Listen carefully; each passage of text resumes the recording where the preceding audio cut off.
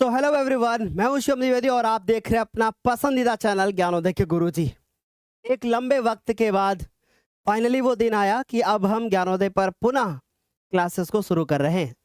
Classes बंद नहीं थी, हम बस कुछ टॉपर बच्चों से, कुछ जो एवरेज नंबर लेकर के आए, कुछ ऐसे विद्यार्थी जिनके साथ बोर्ड ने गलत किया, बस उन्हीं सब चीज़ों में बिजी थे। अर्थात आपके बड़े भैया और आपकी बड़ी दीदी के कुछ इम्पॉर्टेंट पॉइंट्स को डिस्कस कर रहे थे। टॉपर अगर आप बनेंगे आगे चल करके तो हम आपसे भी मिलने आएंगे। यदि आपके साथ भी बोर्ड कुछ गलत करेगा तो हम आपके लिए भी खड़े होंगे, है ना। और यदि आप एवरेज नंबर लेकर के आओगे तब भी हम आपसे मिलने आपके ज़िले में ज़रूर आएंगे। तो बस यही सारी चीज़ें चल रही थी। पुनः हम लोग वापस आ चुके हैं, यानी बैक टू स्टडी। आज से हम लोग स्टार्ट करेंगे अपना पढ़ाई वाले जितने भी लेक्चर्स होंगे, मतलब हम लोग पूरे सिलेबस को कवर करना आज से शुरू करेंगे। आज से ही हमारी ऐप के ऊपर भी क्लासेस शुरू हो गई हैं और आज से हमारी यूट्यूब के ऊपर भी क्लासेस शुरू हो गई हैं। तो एक बार फटाफट से सारे बच्चे बता देंगे, क्या मेरी आवाज़ आ रही है? क्या आप लोग मुझे सुन पा रहे हो, देख पा रहे हो? चले स्टार्ट किया जाए। चलिए स्टार्ट करते हैं। और ये इस चैप्टर का आखिरी लेक्चर होगा। इसके पहले हमने और कुछ लेक्चर्स ले लिए हैं, यदि हमने स्क्रीनशॉट लेना। अब इस टाइप का क्वेश्चन एक बार जरा इसके ऊपर नज़र मारिए कि आखिर यह कितना महत्वपूर्ण है। सोचिए कि ये प्रश्न कितना महत्वपूर्ण है। जैसे किसी व्यक्ति के कपड़ों को देख करके आप जज कर लेते हैं कि भैया वो कैसी फैमिली से है, राइट। वैसे ही इस प्रश्न के आगे लिखा हुआ जो ये लिखा है 2020, 2023, 2024, वेरी इंपॉर्टेंट। तो आप इसको भी जज कर लो कि ये कितना इंपॉर्टेंट है ना। बहुत इंपॉर्टेंट है और ये हमारे लिए इतना ज़्यादा इंपॉर्टेंट है कि 2026 में भी आ सकता है। चलिए देखते हैं कैसे करेंगे। इसको करने का तरीका देखो। अब यहां पर मैं छोटी सी बात बोलूंगा कि गणित के जब हम प्रश्नों को सॉल्व करते हैं और हमें अगर हर कॉन्सेप्ट हम सिद्ध करने लगेंगे तो एक प्रश्न को हम आजीवन लगा सकते हैं। यदि आप मुझे एक प्रश्न दे दो और आप मुझे बोलो कि सर ये प्रश्न कभी खत्म नहीं होना चाहिए, आप इसको सॉल्व ही करते रहो, वो प्रश्न आज शुरू करूंगा और पूरे जीवन भर सॉल्व करता रहूंगा, क्योंकि वो जब सॉल्व होगा तो कोई ना कोई कॉन्सेप्ट लगा होगा, फिर मैं उसको प्रूफ करूंगा, फिर उसको प्रूफ करूंगा, फिर उसको प्रूफ करूंगा।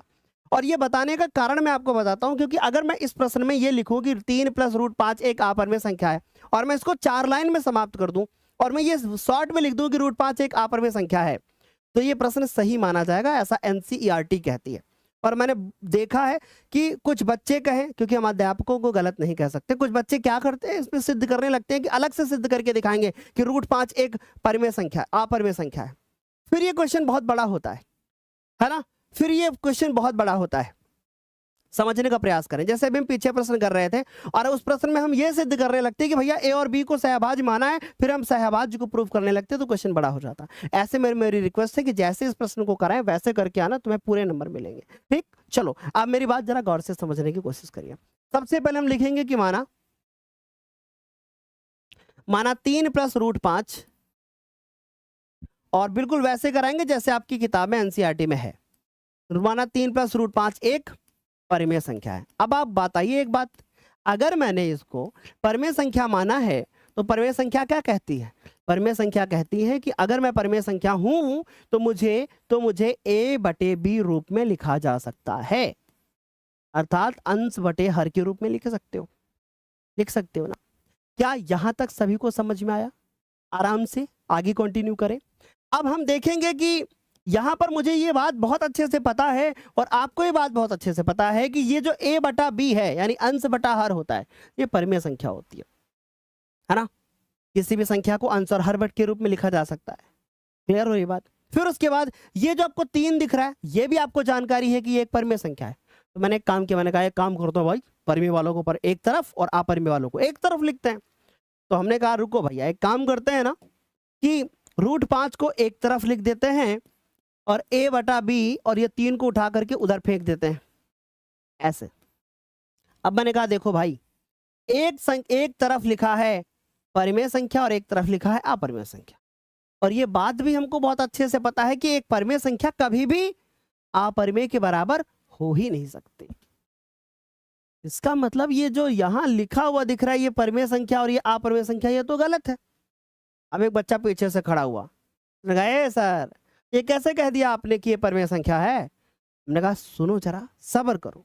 फिर हमने उससे बोला कि देखो बेटा, अगर हम किसी भी एक परिमेय संख्या में समझने का प्रयास करें, अगर हम किसी भी एक परिमेय संख्या में से कोई भी हम एक परिमेय संख्या को घटा दें, जोड़ दें, गुणा कर दें, भाग कर दें, वो हमेशा परिमेय ही रहती है ना? इसी प्रकार अगर हम किसी भी एक अपरिमेय संख्या को में कुछ जोड़ दें, कुछ घटा दें, कुछ गुणा कर दें, कुछ भाग कर दें और वो परिमेय है, तो वो अपरिमेय बनी रहेगी। समझ गए? इसलिए ये अपरिमेय थी, इसके साथ परिमेय संख्या जुड़ी है, इसका मतलब ये अपरिमेय ही है। यहाँ पे कुछ एक्स्ट्रा कॉन्सेप्ट बताया हमने। आगे आ जाओ। अब मैंने देखा अरे ये तो अपरिमेय है, अरे ये तो परिमेय है, मैंने यही बात लिख दी। मैंने कहा कि चूंकि एक अपरिमेय संख्या जो कि √5 दिख रही है, एक अपरिमेय संख्या कभी भी परिमेय संख्या जो कि ये दिख रही है, परिमेय संख्या के बराबर नहीं हो सकती।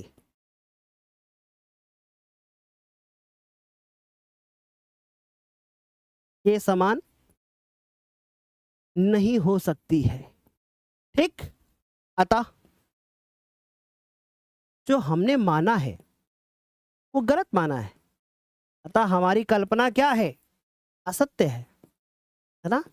हमारी कल्पना क्या है? असत्य है। और हम कह सकते हैं कि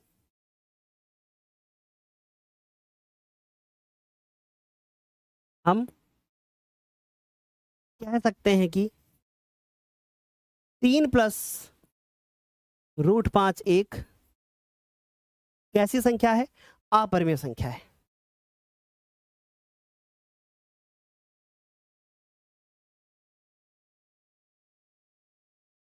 क्या ये बात कुछ समझ में आई या मिसाइल के तरीके से ऊपर से निकल गई?